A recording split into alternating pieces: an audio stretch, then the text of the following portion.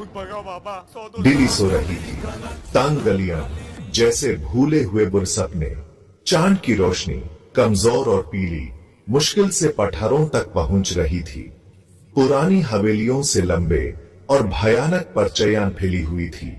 फिरकी और धूल की जगह जहां पुराना वक्ती जैसे जले लगा हुआ था। यह शहर का दिल था, जितना पुराना वक्त खुद। यहां हर कोने में कहानियां छुपी थी, बताने के लिए तैयार। मोहब्बत और बिछाने की कहानियां, धोखा और घाम की कहानियां, और सबसे गहरे अंधेरे में एक कहानी शुरू होने वाली थी। अंधेरे से एक शक्ल निकली, लंबा बाड़ा आंखें जिनमें सदियों का बोझ था। संजय दत्त।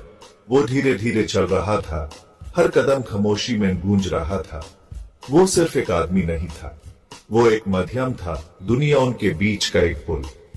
उसके साथ उदासी का एक अलग सा माहौल था, एक गहरा गम जो उसके होने से ही निकालता था।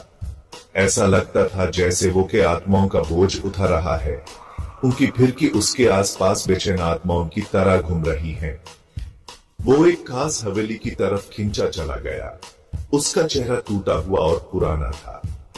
जब वो पास आया तो हवा भरी हो गई, तापमान गिर गया। एक धीमी गमगीन चीख दीवारों से ही निकलती हुई लग रही थी। यह कोई आम घर नहीं था, यह एक ऐसी जगह थी जहां हकीकत के बीच का पर्दा पतला हो गया था।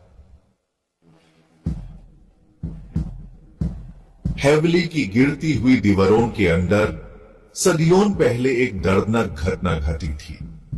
एक जवान औरत प्यार में धोखा खाकर अपनी जान ले ली थी, लेकिन उसकी आत्मा शांति न पी सके, वहीं फांसी रही। वो भूतनी बन गई, हमेशा अपने खोए हुए प्यार का मातम मनाती रही। उसका दुख हवेली के पठारों में समा गया, उसकी चीखें खली गलियारों में गूंजती रही। जिन लोगों ने अंदर जाने की हिम्मत की, उन्होंने अजीब घटनाओं के बारे में बताया, ठंडी जगहों और आवाजों के बारे में। लेकिन भूतनी बुरी नहीं थी, बस दिल टूटे हुए थी। वो मुक्ति चाहती थी, किसी ऐसे व्यक्ति की तलाश में थी जो उसकी कहानी सुने और उसके दर्द को समझे।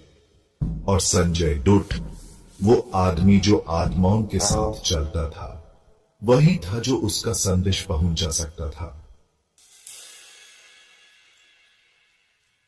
संदेश इंसानों के लिए नहीं था, यह परे से एक गुहार थी, प्यार और धोखा की एक कहानी जो जिंदगी और मौत की सीमाओं से परे थी।